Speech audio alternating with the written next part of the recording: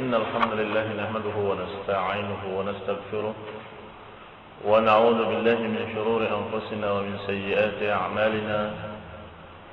من يهده الله فلا مضل له ومن يضلل فلا هادي له، وأشهد أن لا إله إلا الله وحده لا شريك له، وأشهد أن محمدا عبده ورسوله صلى الله عليه وعلى آله وأصحابه والتابعين وتابع التابعين ومن تبعهم بإحسان إلى يوم الدين.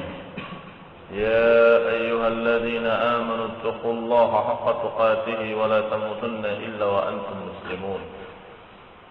يا أيها الناس اتقوا ربكم الذي خلقكم من نفس واحدة وخلق منها زوجها وبث منهما رجالا كثيرا ونساء، واتقوا الله الذي تساءلون به والأرحام إن الله كان عليكم رقيبا. يا أيها الذين آمنوا اتقوا الله وقولوا قولا سديدا يصلح لكم أعمالكم ويغفر لكم ذنوبكم، ومن يطع الله ورسوله فقد فاز فوزا عظيما.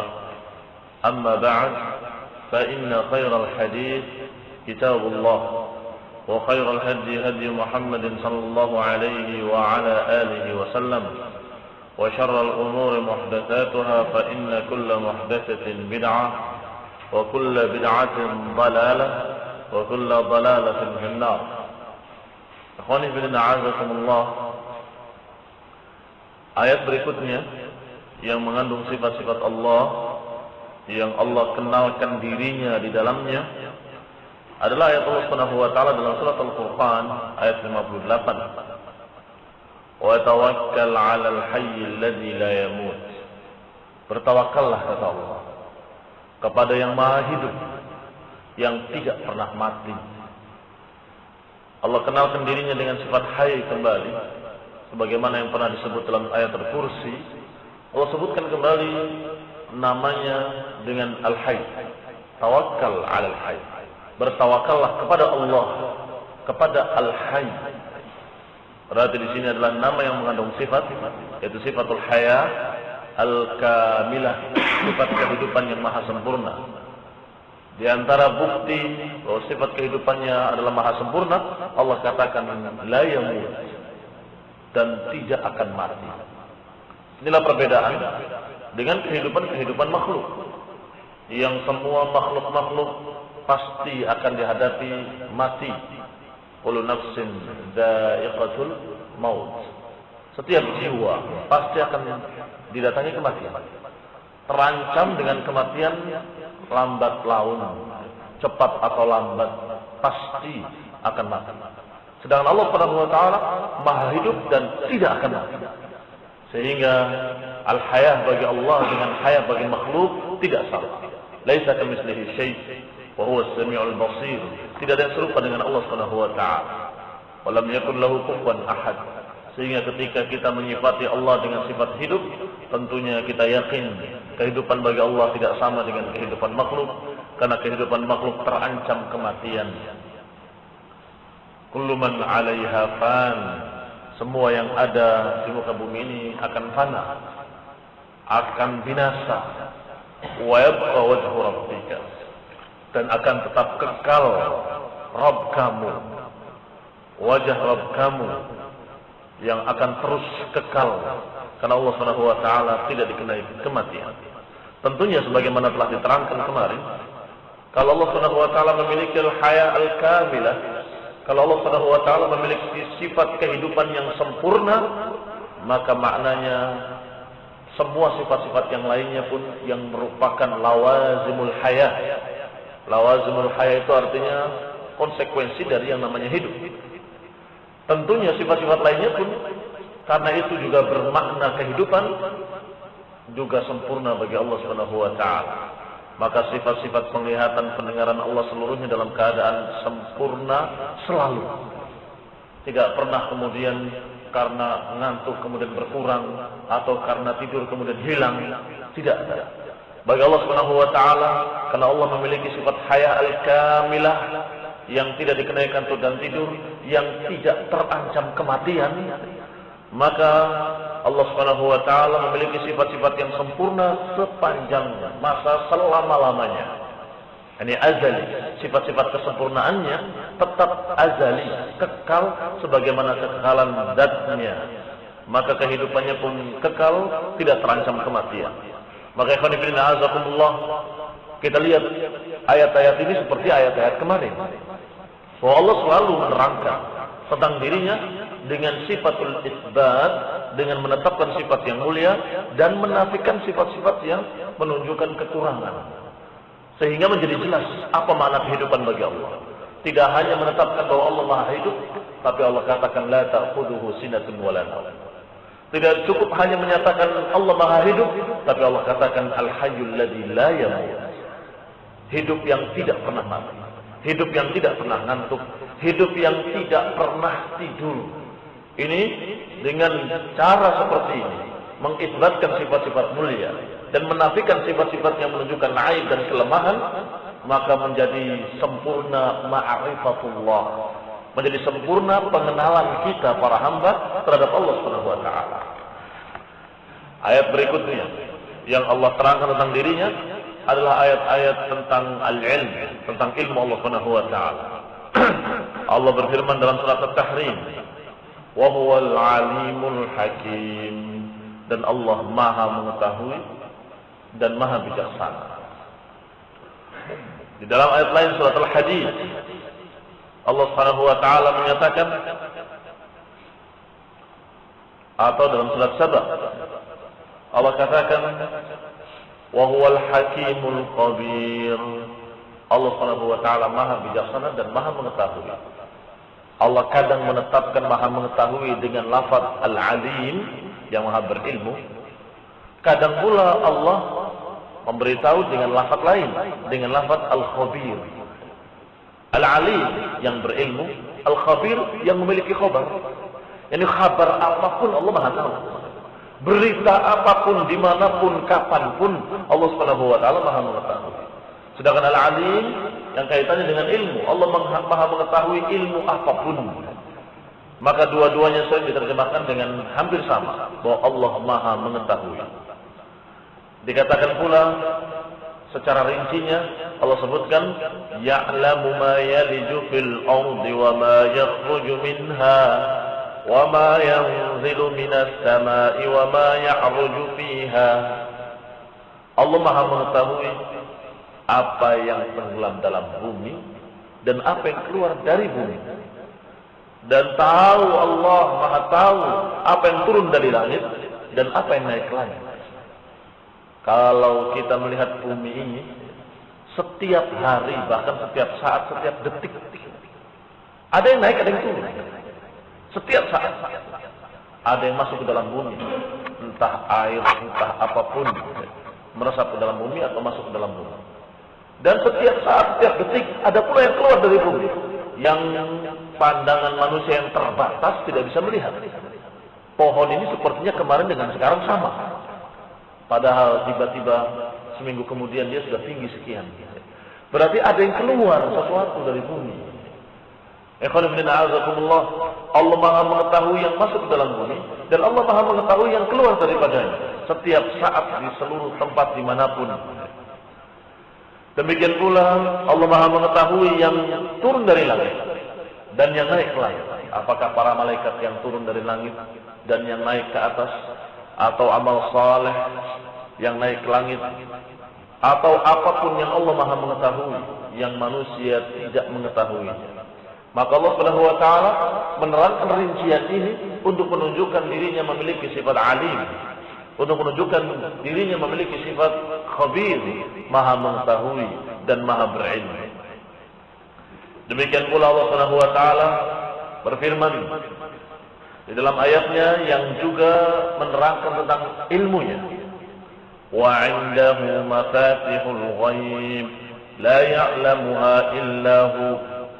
Allah memiliki kunci-kunci kegaiban, kunci-kunci ilmu gaib.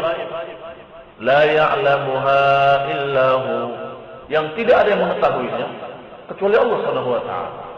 Ini pun rincian makna alim, bahwa Allah Maha mengetahui. Di samping mengetahui apa yang masuk dalam bumi dan apa yang keluar, di samping mengetahui apa yang naik ke langit dan apa yang turun dari langit, juga Allah mengetahui kunci-kunci gaib. Ini perkara-perkara yang gaib. Apa di antara pokok-pokok perkara yang gaib? Dikatakan wa ya'lamu ma fil barri wal bahri. Allah mengetahui apa yang ada di daratan dan apa yang ada di lautan. Wa ma tasqutu min waraqatin illa ya'lamuha. Tidaklah satu daun pun jatuh dari pohonnya kecuali Allah Maha mengetahui. Wala habbatin fi dhulumatil ardi wala rabbin wala yabisin illa fi kitabin mubin. Dan semua biji-bijian yang ada di dalam kegelapan bumi, yang dalam keadaan terkubur dalam bumi, biji-bijian yang kita melihatnya tanah biasa, Allah Maha mengetahui di sana ada biji-bijian. Kita mengetahuinya ketika sudah ditimpa hujan, muncul hijau-hijau. Padahal tadi seperti tanah biasa, tidak ada apapun. Sedangkan Allah Subhanahu wa taala Maha mengetahui bahkan yang di dalam kegelapan bumi, yang di bawahnya. Demikian pula yang rabbin, demikian pula yang yabisin, yang basah ataupun yang kering. Semuanya fi kitabim mubin. Semuanya tercatat di dalam catatan yang jelas. Demikian dalam surat Al-An'am ayat 59. Juga Allah rincikan lagi ilmunya. Allah rincikan lagi pengetahuannya di dalam ayat lain. Wa ma tahmilu min unsa wa la tad'u illa bi'ilmih. Dan Allah Subhanahu wa taala Maha mengetahui apa yang dikandung oleh para wanita di dalam rahimnya. Dan wala tad'u illa bi'ilmih, dan tidak pula kapan lahirnya kecuali dengan ilmu Allah. Yang Allah Subhanahu wa taala Maha mengetahui wanita-wanita yang hamil dan bagaimana keadaan hamilnya dan kapan lahirnya kecuali Allah Subhanahu wa taala.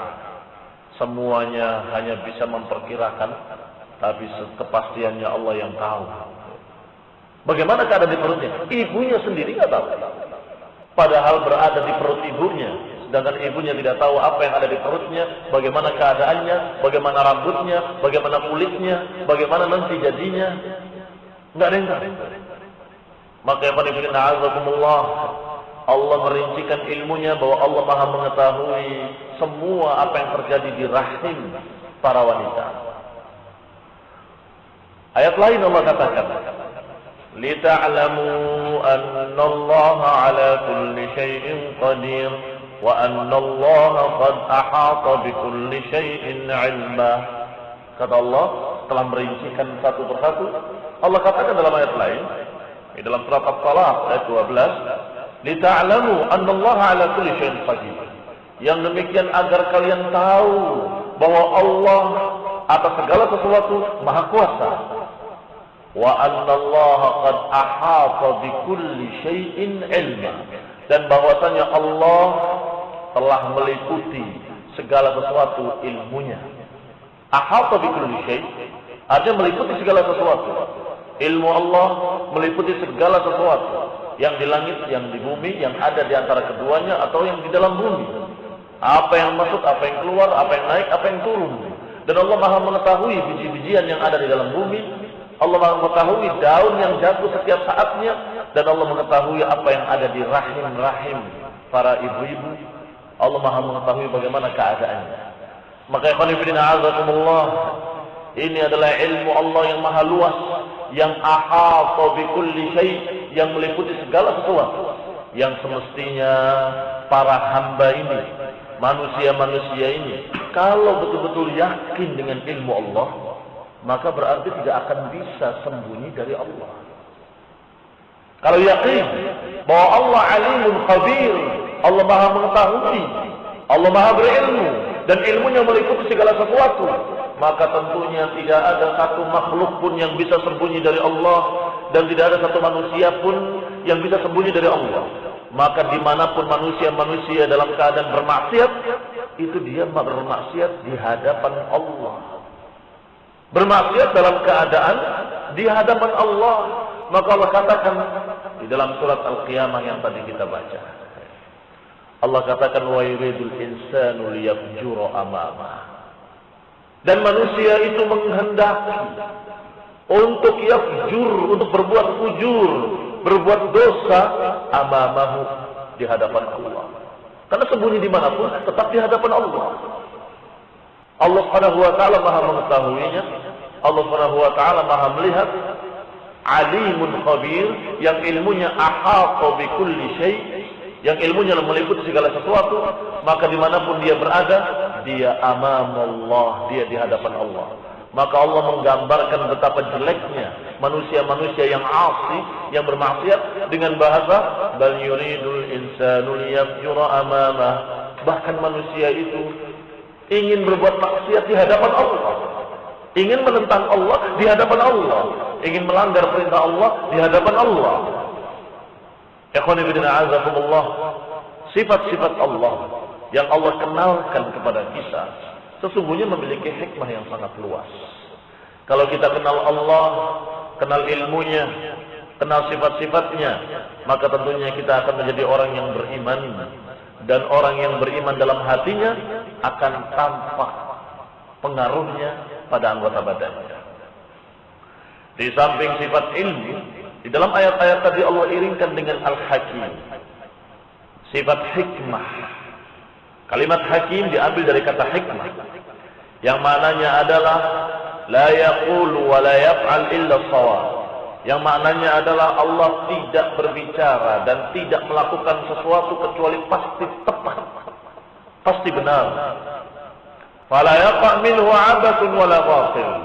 Maka tidak terjadi dari Allah kesia-siaan dan tidak terjadi dari Allah kebatilan. Rabbana ma khalaqta hadza batila. Ya Allah, Engkau tidak ciptakan semua ini sia-sia. Semuanya berkaitan, berkeseimbangan, dan masing-masingnya merupakan rantai yang berkait yang tidak bisa dilepas. Yang kalau satu tidak ada, akan binasalah alam semesta ini. Siang tanpa malam akan hancur, tidak ada kehidupan sama sekali. Malam tanpa siang juga akan terjadi kebinasaan, tidak ada kehidupan makhluk-makhluk.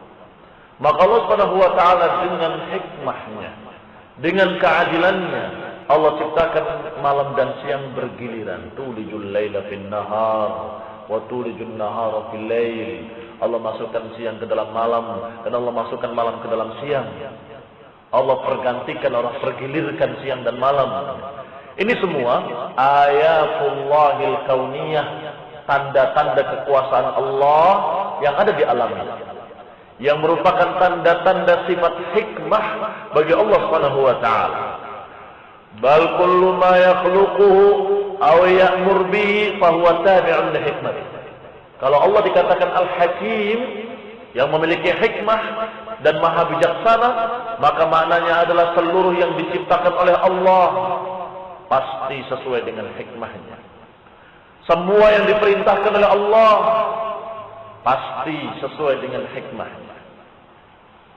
Apa bedanya yang pertama dengan yang kedua?